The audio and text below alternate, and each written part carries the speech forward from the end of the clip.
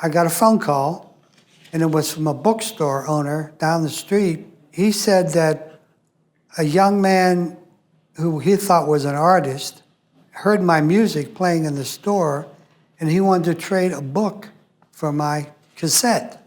And I said, what's the name of the book? And he said, Urantia book. And when he said that name, the memory of being caught up in the ship came back to me right at that moment. And I couldn't run down that store fast enough. And I went down there and I said, well, my cassette's only $11.95, and the book was $40. And he said, no, he says, I want you to have this book. And he pointed to a section of the book, and it was about Gabriel of Salvington, the bright and morning star. Come out of your head city, get off the Cosby cloud. Humble yourselves to the greater lights that have always led the arms crowd. Move on. Move on. Move on. Move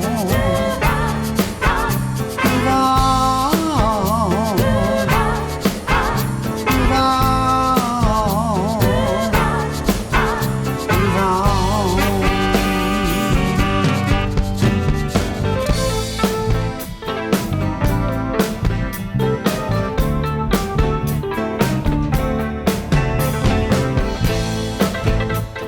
Thank you for having me here, and thank you for making some time. You're So I'm traveling here through the US in order to write some articles about the role of religion and spirituality in the United States of America. And first, in order to get things straight, I'd like to know, because there's so many names I came across. You are Gabriel of Urantia, then there's the Global Community Communications Alliance. What's the proper name for your belief of system, your belief, your religion? Yeah. Well, we have a lot of names. Yeah. I have two names, You have two names. Gabriel of Urantia and Taliesin, which is my music career name. Yeah. So Global Community Communications Alliance is the parent organization. That's our nonprofit, tax-exempt organization in which all the other ministries flow under.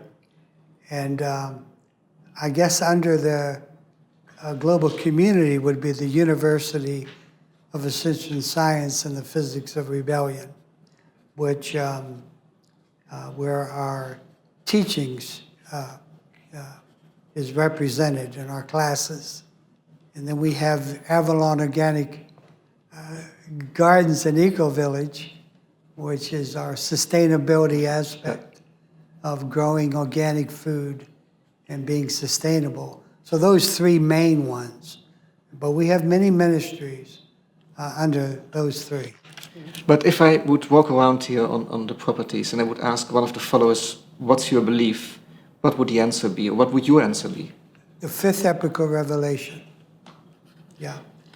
And could you explain what exactly is that? That's the Book of Urantia? Yes, it's the Book of Urantia and the continuation of it, which I bring through as an audio fusion material complement. When did you come across the Book of Urantia? 1985, maybe? Because I believe it was written somewhere in the 50s, no? And the author is unknown. 1935 and 34. 35. Most of the information came by beings through a vessel that was used. And the vessel being a human being, or The vessel a group of was human beings. the vessel was me You were the vessel. in another life. I see. In another life. I came back, born again in 1946. My name throughout the centuries has been Van, V-A-N. Mm-hmm.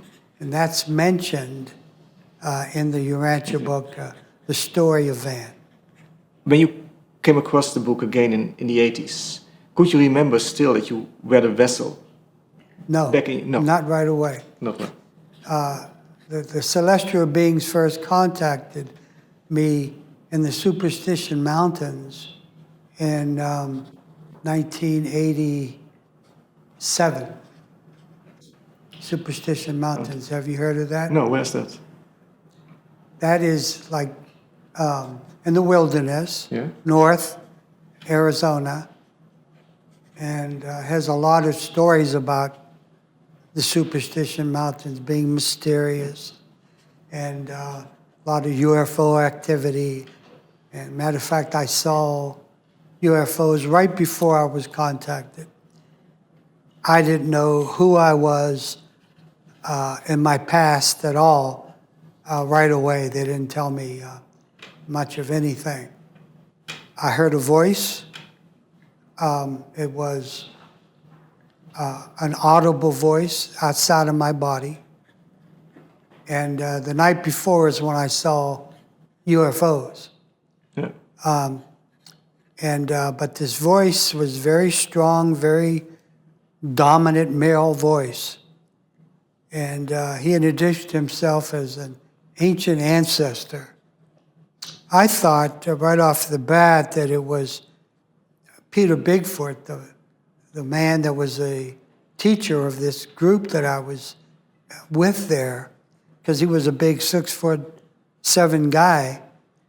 And I thought he was hiding behind a tree, calling me Gabriel. And he said, no, it's not Peter Bigfoot. He said, haven't you been praying to your grandmother to come and speak to you? And I was lonely at that time in my life, and I loved my grandmother before she died, and I started praying to her. And that time I was living in a teepee. It was Native American ancient sacred grounds. Mm-hmm. And he said, the voice, no, my name is Skyhawk, and you have been praying to your grandmother.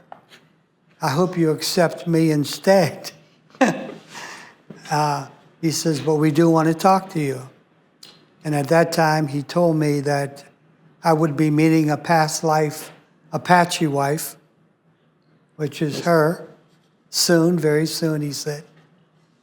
And that they wanted to use me to be a vessel to bring through the continuation of the Urantia book. That time, they didn't tell me that I brought through the first part of it. They didn't tell me that. It was a couple of days later, maybe, that Leon came up there on a retreat with her 3 children. As she got up to talk in front of a class, saying she was going to leave her teaching position of 15 years and go into full-time spiritual work, her daughter tapped me on the shoulder and said, I want to share with you that my mother grew up on the San Carlos Apache reservation.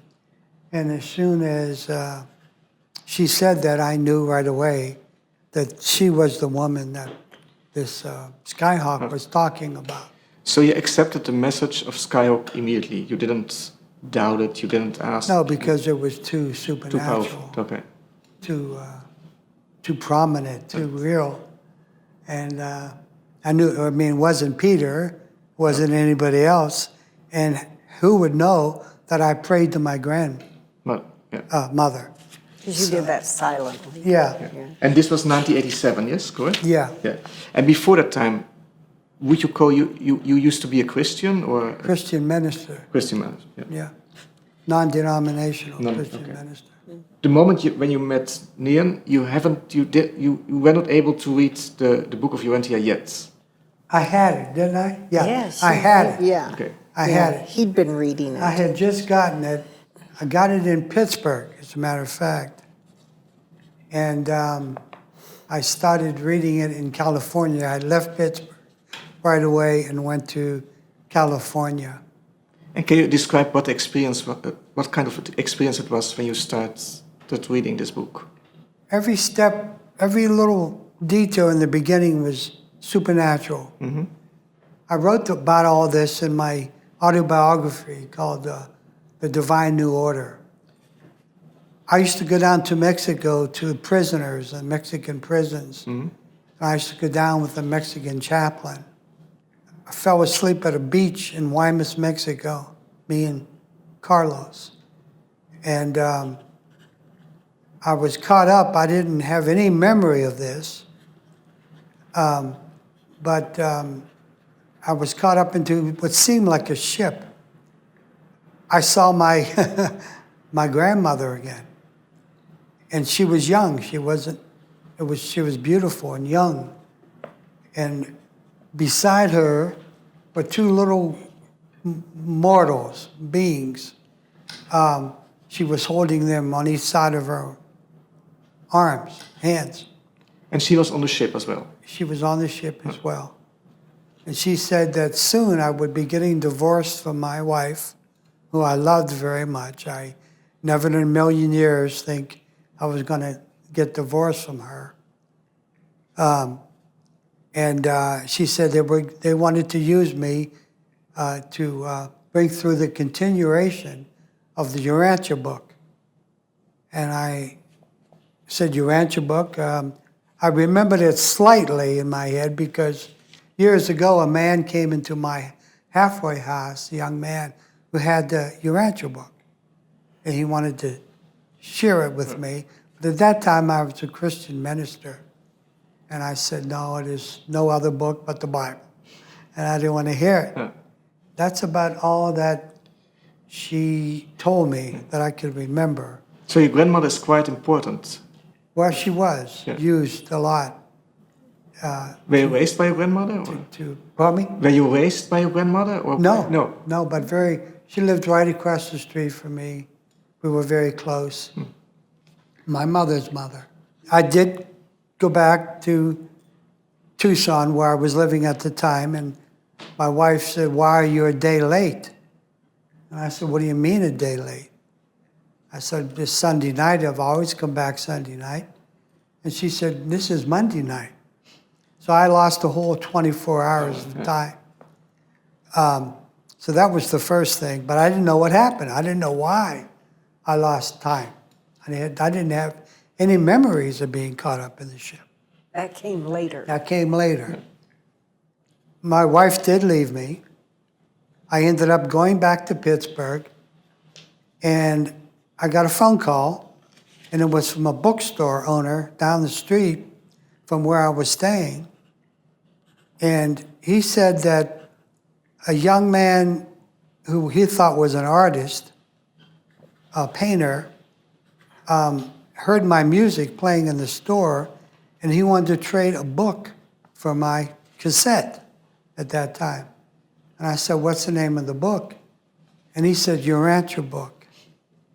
And when he said that name, the memory of being caught up in the ship came back to me right at that moment.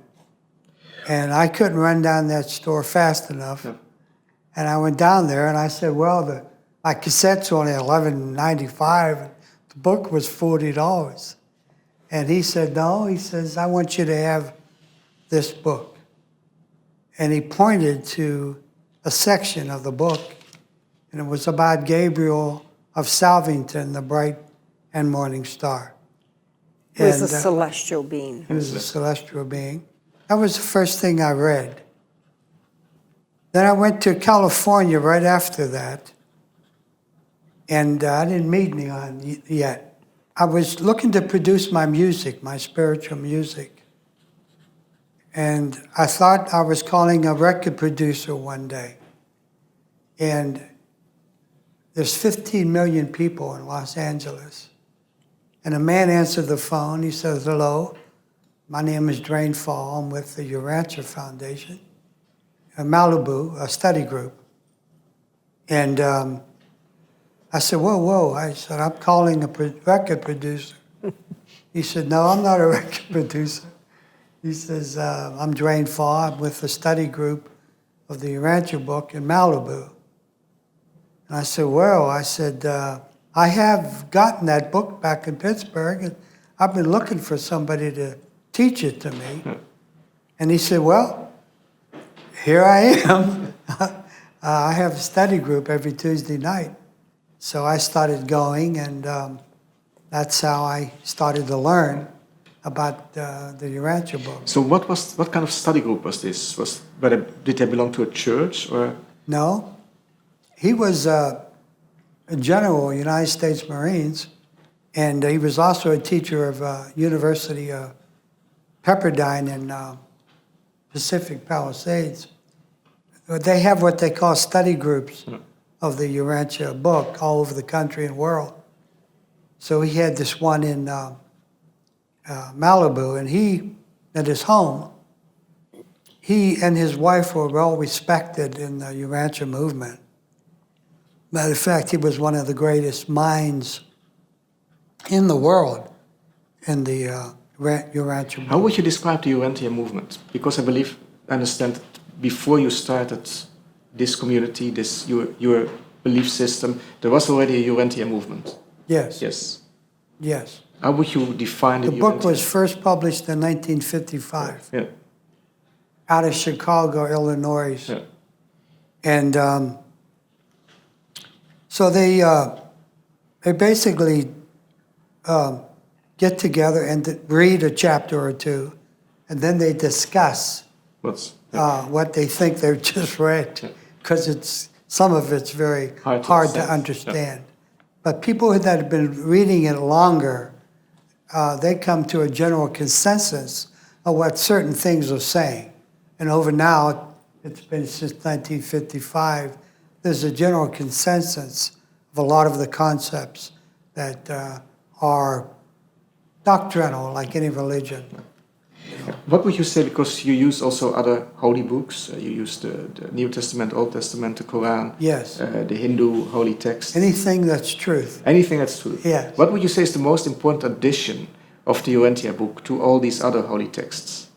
The Urantia book is different than other sacred texts of religions in that it is considered to have been brought through by celestial beings, where the other texts were more inspired, but written by men, and a variety of men, and they changed throughout the generations and the centuries. The Urantia book is a unifier of all that is true within all those religions. It's also presents scientific concepts, and some that, when it first came out, that were at that time beyond what scientists of this planet knew. Now, science is moving forward quite a bit, and it's beginning to align with some of the concepts of science that the Urantia book presented originally in 1934, and that the Hindu religion had, and many other religions and Buddhists had an understanding of these especially the new science concepts. So it's a unifier. But why is it still necessary, if I have the Urantia book, to read the other sacred texts? Because if it's a unifier, I understand that everything that's important in the other texts is in there also.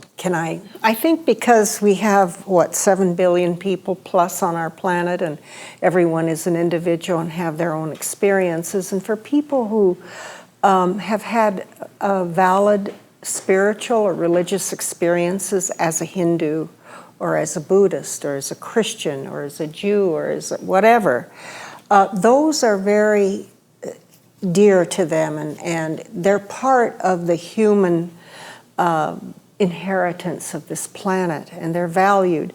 Anything that is of beauty, and many of these texts are poetic, they contain history that's very meaningful, and so that's all highly valued. Art, music, anything that comes from human beings that brings out the higher nature and the potential of what we can become is highly valued. And the Urantia book emphasizes that. And so for people that those things have been dear to them, they just build on them. But there are many people that were not religious at all, and the Urantia book is the only basically, yeah. The fifth epic of Revelation is not a religion. We are not a religion. Move on.